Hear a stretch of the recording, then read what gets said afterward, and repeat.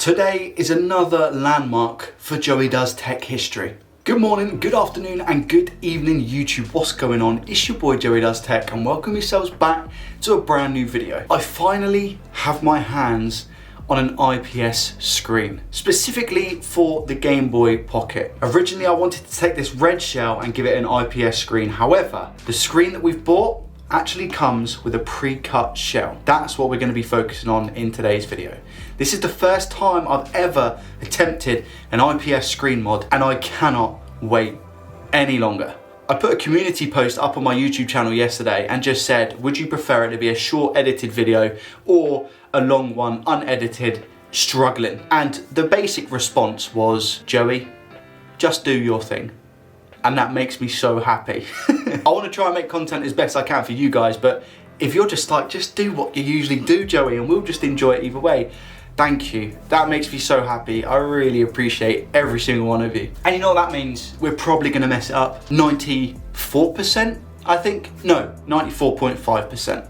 We're probably going to mess this up. Let's dive over onto the desk to find out a bit more what an IPS screen actually is, because I still don't really know, and also take a look at the supplies and tools that we need to make this mod happen. For those who didn't know, mod is modification as well. I didn't know, so let's go. Much excite. I guess the first things first.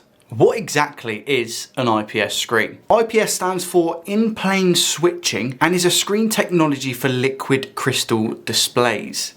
LCDs. That's straight from Wikipedia. I just know that it's a lot brighter than the screens that you used to have on Game Boys. However, the downside is that they consume a lot more power. The IPS screen modification is one of the most popular mods that you can do for Game Boys, if I'm not mistaken. It provides consistent and accurate color from all different viewing angles. I also think that the response times are a lot better on the IPS screen, which also means that they're not that cheap. So this IPS screen kit here is for the Game Boy Pocket, and this cost me a total of £36 and 6 pence. With shipping, it was £42 and 39 pence. This specific IPS screen is a Super OSD version, RIPS LCD, Retro Pixel, Brightness Backlight LCD kit for the Game Boy Pocket. £42.39 into dollars is about $60. Here we have the actual screen itself. So let me just move this out of the way for a second. Now, I'm gonna be very, very cautious and careful handling this. I don't wanna mess anything up. I wanna make this work. It's my first time doing it, and I'm just gonna follow the instructions that are on the screen when you purchase this IPS mod. It comes with wires, and I think it just comes with the one PCB. Just have to be very, very careful and cautious whilst taking this out. So we have wires that come with it already. That's pretty good. And they're stripped. If you saw my last video, which you can check up in the top right hand side of the screen right now, we fail to strip wires fairly easily. So that's very, very handy. So that's bonus points. I'm trying to think about what this is. I'm thinking this is like a double-sided sticky tape that holds down the IPS screen. Okay, so this is insulating film. So paste this insulating film on the PCB. Okay, I'm sure we'll get around to that in the instructions, no problemo. And then we have another one. Attach this insulating film to the metal surface on the back of the screen. Again, we'll follow more with the instructions when we get there. This is the actual screen itself. Again, I'm being very cautious because I don't want to mess anything up. And I am aware that sometimes these can actually come defective and not work. So I'm just going to keep all the packaging and everything just in case I do need to send it back. But here we have the PCB. I'm just going to separate this. Oh, it's already plugged in by the looks of it. Did they do that on purpose? I'm gonna take that off in a sec. And this is the ribbon cable that joins the Game Boy Pocket that you have to this screen, I'm pretty sure. Again, I have no idea. Finding this out together. Can I disconnect this real quick, or is that like on there for a reason? Because I would like to have a look at the PCB, but I'm guessing it does just clip off, and I think it might be easier to do like all of the soldering, because there is soldering elements with this kit. You have to be aware of that when you're purchasing these kits. Make sure you read to see if it includes soldering or not. We've got a film plastic protector here, so that will help with the screen, but this is the actual screen itself, and it looks pretty nice. Now, I'm pretty hyped for this. There's pros and cons to this shell. I have opened it already, and I covered a few little bits on a live stream that I'd done. This is the shell that I'm going to use, which is pre-cut. With this kit, you're supposed to cut into a Game Boy Pocket shell at certain areas. However, I thought because it's my first time, I don't want to go and ruin a Game Boy case just because I'm a moron and can't follow instructions. So what I'd rather do is install the IPS kit, get used to all the solder and the little bits and where they go, and then we can maybe mod an actual case. So this is the one that came with the kit. The quality of this is unbelievable. It's not painted. Somebody told me that in my live stream. But yeah, this is really nice, man. I really like this case.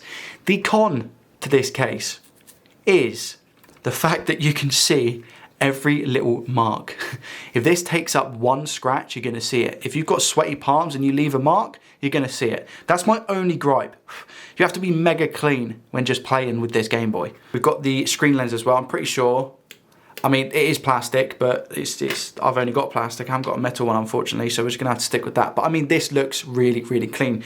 The buttons that came with it are also black. What I was thinking is maybe just getting some white ones to put in. I'm gonna have a root through the drawers and see if I've got any, but if not, these will be absolutely fine. I think it's gonna look so clean. And then we've obviously got the tri-wing screws for the Game Boy Pocket.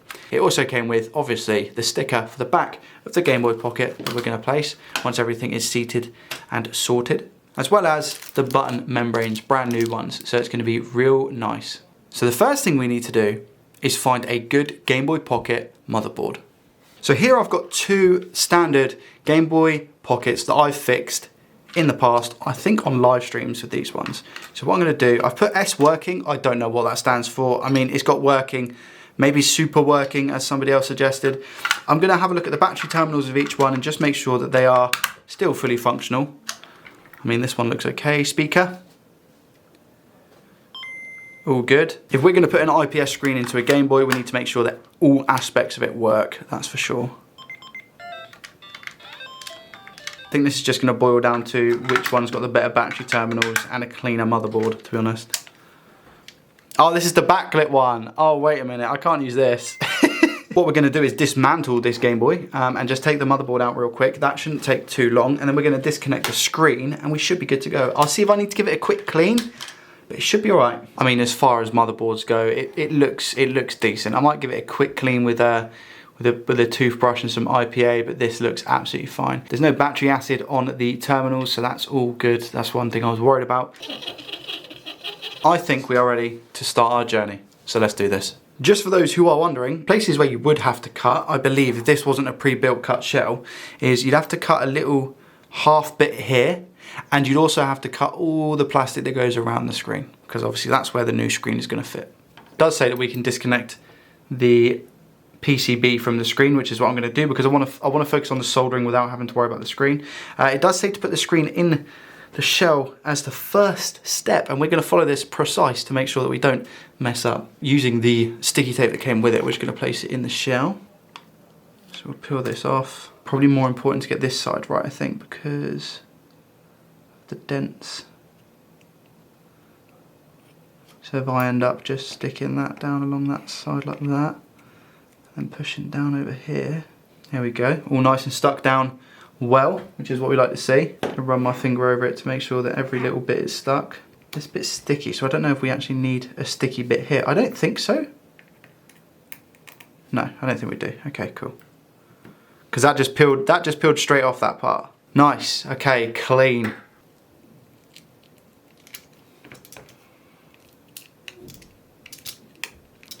Okay, now I'm a little bit like meh because there is a sticky bit, but I'm pretty sure that comes out as well. I'm pretty sure that sticky bit is not meant to stay where it is. Oh, it does come away. Okay, cool, yep. Nice. Smooth. And there we have it. Okay, sweet. First bit done. It does say that you don't need to worry about the alignment of the screen when you put it in because you can move it up and down, supposedly. So, wicked. So I'm just gonna make sure that that is pushed down. I do have a microfiber cloth somewhere. Oh, no, wait. Oh, Joey. It doesn't say to remove the label, but the label's here, so you have to remove it. Oh no. So you have to remove it then. So you can't, you have to put this, you have to remove it before you're sticking it down. That kind of sucks. Okay, now let's take the film off.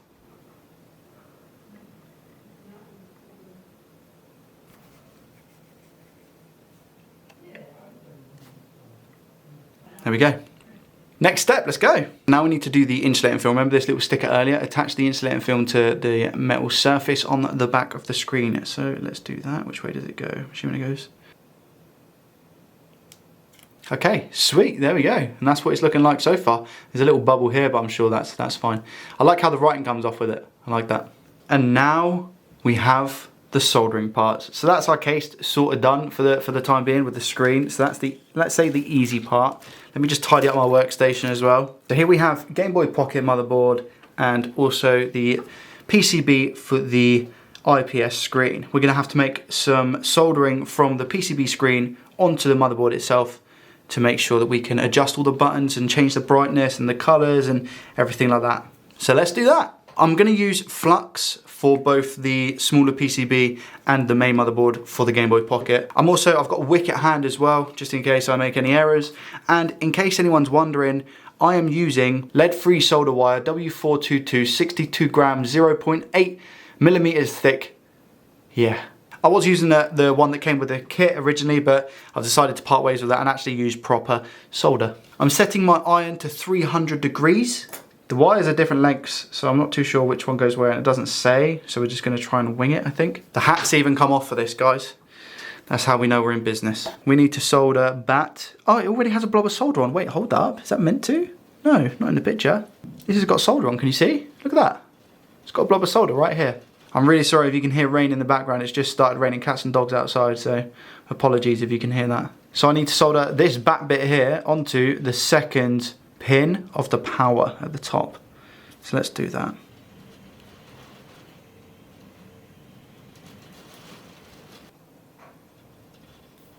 Okay, so I'm really quickly just going to solder the wires, the 3 different wires, onto these 3 different pads.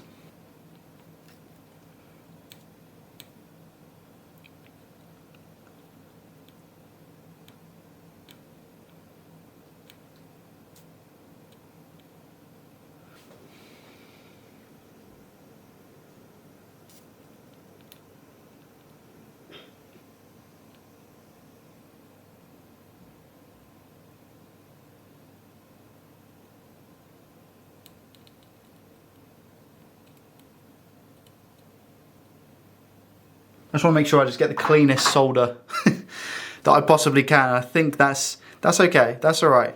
So now if I just turn it round, we're looking good, we're looking good. So I think I need to actually put some of the wires through the through holes on this side now.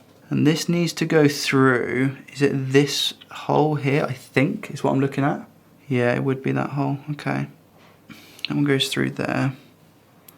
And then the A1 goes into the one next to that.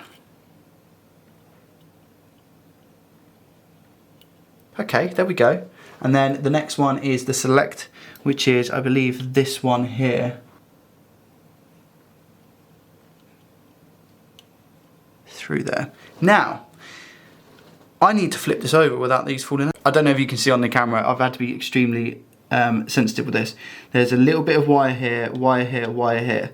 So I need to put a solder blob here, solder blob there, solder blob there. So let's try that. Now I'm going to try and limit the amount of flux that I put because I don't want to overflood the board with flux. My specific issue that I'm having here, after trying with that first attempt, is that I'm trying to solder on this side of the board and it's proving really, really tough. I don't know if it's because of the size of the iron that I'm using, but it just doesn't solder. Okay, I'm going to flip it back over. Hopefully these wires aren't going to fall out. And I'm tempted to just put, I mean, that's not coming out. That one is. So is that other one. I'm tempted just to put a bit of solder on this side as well. All of them seem solid-ish now. I've tried to solder as best I can on both of the sides. It doesn't, again, give clear, explicit instructions as to where you should solder, but I've done it on both sides just to make sure. What we're supposed to now do is attach the PCB to the back of the screen, then connect the screen. So that's been, I've plugged this in. I believe the brightness pad just goes at the top, which is a little touchy majiggy thing. It's meant to, there's no like sticky tape to be able to place it down or anything, so I hope it's just gonna work. I don't know how this thing works. So this little pad into the top right, jeez, okay. There we go.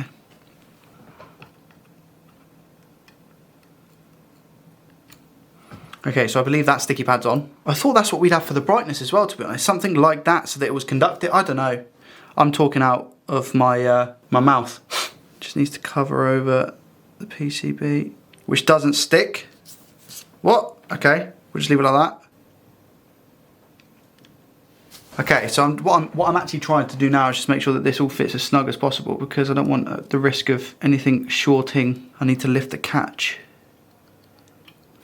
Put the ribbon cable in. Feels okay. Like I said, when you put the screws in, maybe that's going to just hold it in place a little bit more. Let me test it and see what's going on. I pray that we at least get some imagery.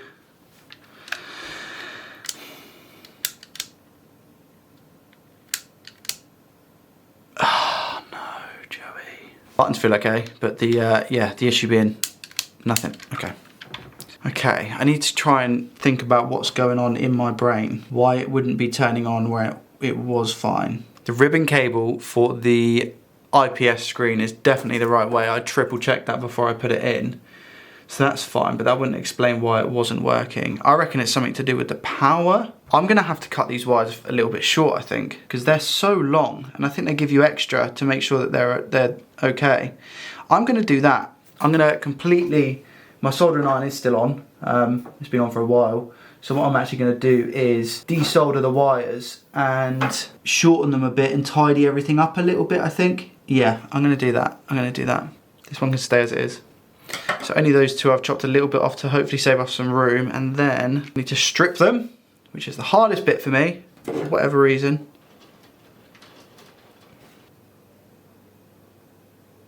Quite a bit of solder there, but it's only for the testing purposes, so. I just want to make sure that it works and I haven't fried the motherboard somehow. Let's try this again, shall we? Just, where am I going to put these wires for the time being? Let's thread them through. I still haven't got wires for my PSU, so I can't use my PSU to test, so I need to use this, unfortunately. Okay.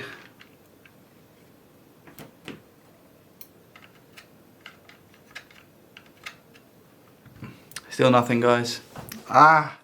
Okay. The only other thing I can really test out is, I'm just going to disconnect the wire that's going to the switch.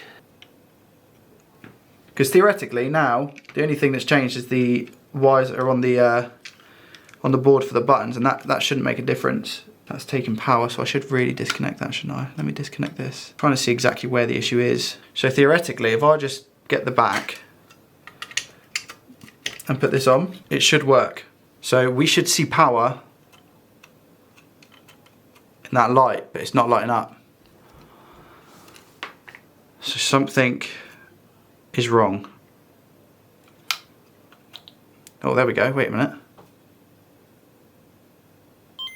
So we've got power now. Okay, so we've got, wait. So we've got power. I didn't change anything. What? Let me just double check again. Sound? Wires are plugged in, so we know that that's not the issue. So I reckon it might be this.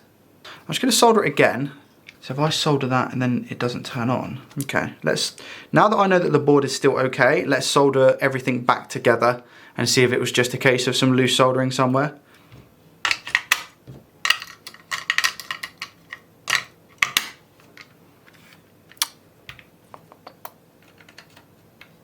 No. I don't know what's going on, I'll be honest. I have no idea. You can see that my sweat is pouring onto the case because I just don't know why it's not powering on right now. I'll disconnect it again. I'll just disconnect the ribbon cable this time from here. I've just disconnected the ribbon cable to see if it now comes on. We've still got the battery and stuff in. The ribbon cable is now no longer going to the PCB on this screen, so is it that? No. Ah, it's really strange. It's really strange. So I've disconnected the ribbon cable, so that's not going to there. This is still getting power from when I'm turning the Game Boy on. The batteries that I've got are brand new, by the way. I'll try some other brand new ones. Brand new batteries, fresh out the pack. Still nothing. It's every time I solder to the power switch is the issue. What about if I actually disconnect the ribbon cable from the screen and see if that works? So should we try that? Let's try that.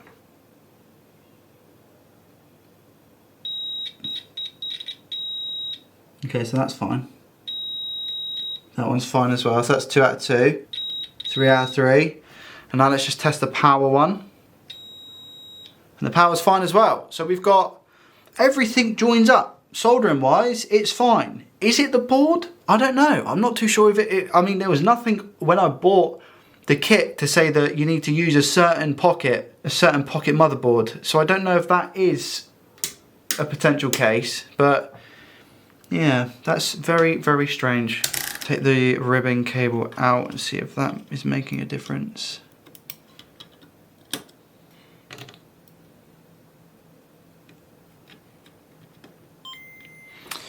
So it's the ribbon cable. Why? Really? Okay, so my next question is if I line all of this up again. Okay. Now that's soldered back as well. I'm going to try it again without the ribbon cable just to make sure that the soldering is not the issue. It definitely is the ribbon cable. I should have started with the ribbon cable to start with. Would have been good. Okay, do we still have power is the question. No, we don't. Why? What, because we've done that little bit of soldering just then? Oh, it just doesn't make sense. I've taken out the ribbon cable. I thought it was a ribbon cable. And then we're trying the last little bits, which is this bit. So if I now disconnect this, will it turn on is the question. It's not turning on now. Okay, again, I'll disconnect this power from the battery here. So that's gone again. So this was working last time, literally with the exact same way that we've got it all sorted. It doesn't work. Wait. Oh guys, I just don't know what's going on. I think it's got dark in my room as well. So it was the ribbon cable that was the issue, because then we took that out and it started working. Now it's just not working at all. Why? The last thing I'm going to attempt is swapping it out for another motherboard and seeing if that fixes the issue. Okay, so upon looking at this board, the through hole isn't there for B, so I wasn't able to put that wire on. So what I'm going to do is just test the battery. So I've labelled up I've soldered the battery to the power from the screen and also the ribbon cable, and I'm just going to test it and see if it works. I have no idea.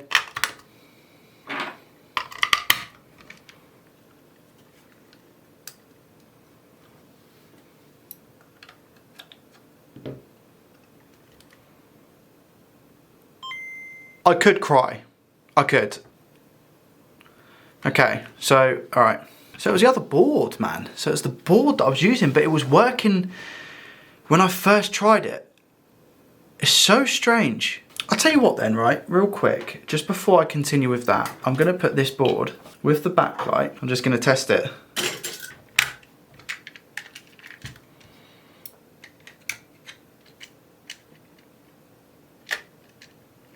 Now the board's just completely died, man. As you can see from the incredible lighting at the moment, guys. It's getting late. I have sorted it. I'm just a bit gutted that the other PCB didn't work, and I'm not going to have that light effect on the front cover, because that's gonna that little stuff kind of annoys me.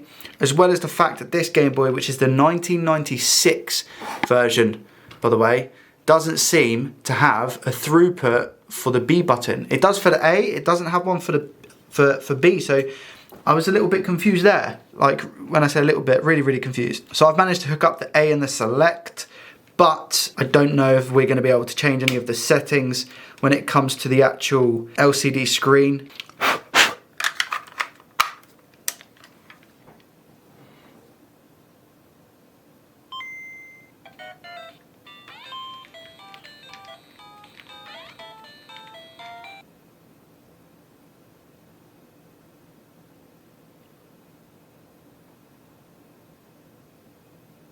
Okay, I'm so sorry about the light in here. It might be really grainy because I've had to put the ISO up. It's getting dark outside, and the lights that I have are not charged. So this is the final finished product. It looks amazing. It looks unreal. Like I said, it's a little bit dirty because I've been doing loads of work on it today. There is a menu within the screen. Like the screen has its own interface, if you will, where you can adjust the screen height.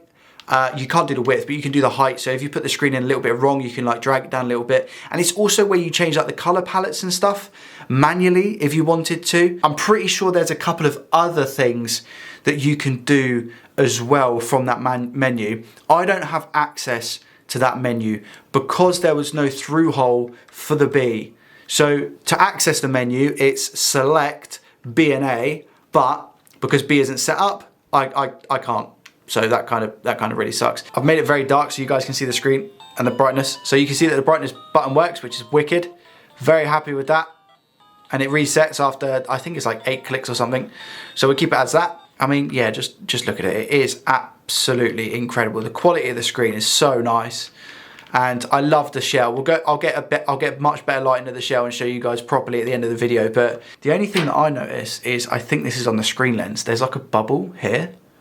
You see that, where it comes out a little bit? Like I said, the power light doesn't come on because of the type of Game Boy Pocket we're using, but this doesn't come out here. This comes out here, and it makes a little bit of a mess in the top left. It's got, I think it's 36 different color palettes, and they're all fantastic. And you can see the quality of the screen. It is amazing. I like to personally, at the moment, just play on one, like a brighter, original Game Boy feel. Like I said, the only con at the beginning is the fact that it's going to get dirty. It will do because of grub marks and stuff. It's like a matte black, so everything just sticks to it. As you can see from the top, that was close. As you can see from the top, there's not really any gaps either. So the screws and the shell, I think, are pretty good quality. For the price that I paid, which is around about £36, I can't complain. The fact that I've got this screen, you know, I would have happily paid just for that, but the fact that I've got the case, which is good feel, is such a good feel. Yeah, I'm happy with how this has turned out. I'm just so gutted that I don't have access to that menu. But going forward, I might take this screen out of this shell, put the backlit one in, and move this over to, I mean, I'm looking at this one. I love this shell, and I just think it would look super, super good. Tiny bit to the left, but I tell you what, that's probably the best sticker we've done. Now, as you can see, you might be like, but Joey, there's a big crack in the screen. What's going on? That's because there is a protective film.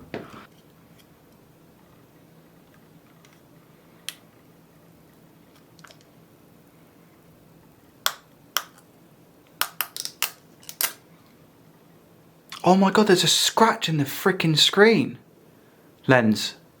Wait, what? No. What's that from? I'm gonna have to watch the footage back. Oh, I don't believe it. No, Joey. It goes all the way across. I don't know what. Usually I'm really good with stuff like that and not scratching, so I don't understand what's happened there. I'm gonna have to rewind the footage and have a butcher's. But did I maybe put it? Maybe I've put it down, face down somewhere. So I've actually just had a look through the footage, and it was like that when I started, with the exact line going through here for the case, but I just didn't really acknowledge it when I was looking at the case. I am gutted, man. That ruins it so much. Look, because you can see the scratch. You can see the scratch in the bottom right. That has ruined my experience. It's still beautiful, let's be honest. I've had a look everywhere for a decent screen lens for this Game Boy Pocket to replace the scratch, but I cannot find one at all. And the ones that are semi-decent are already in cases. For example, like this red Game Boy Pocket, I don't want to take it out, and it's perfect because it doesn't even have the LED, which would fit amazingly. But you can't deny that this is absolutely stunning. Like it's gorgeous. I personally think, for me, this is my favorite shell that I've ever owned for a Game Boy Pocket. It's so clean, it's so nice. Like I said, the few cons, little smudge mark here and there, but I mean, if you're willing to maybe give your Game Boy Pocket a little wipe down every now and again after you've played it, then man, this case is so good. And I can't really argue because it didn't cost too much on top of the price for the screen. Now, I've also had a look at some footage, And that scratch was there when I very first started. I was convinced that it was me. If I can get a new screen lens, it should be good. There's a tiny little mark on the case itself, but if I can just get a new screen lens, then it's gonna take away any issues or problems that I have. And then when we moved on to the other motherboard, unfortunately we didn't have a motherboard with an LED light to say that it was turning on or not. So when I actually turn this Game Boy on, it doesn't show the LED light that you can see here to be on, because it doesn't have an LED. B works fine, A works fine, start and select and directional buttons work with no issues whatsoever. What I've had to sacrifice there is the ability to change color palettes in depth, like an advanced mode. I've got 36 color palettes already that are like, you just tap the button and it changes, so I'm not fussed about that at all. The only other thing was, if I did install this screen incorrectly, that's where I would have had to move the screen up or down. You can do that in the menu of the screen, but luckily we put it in an okay position and it just works. The installation didn't go as well as I thought it would, but it works. So we're gonna leave it at that. Guys, thank you so much for watching. Enjoy the rest of your weekends, and I will see you next Saturday for another video. Was your first time with the IPS as difficult as that, or have I just made it look really difficult? See you later, guys. Much love.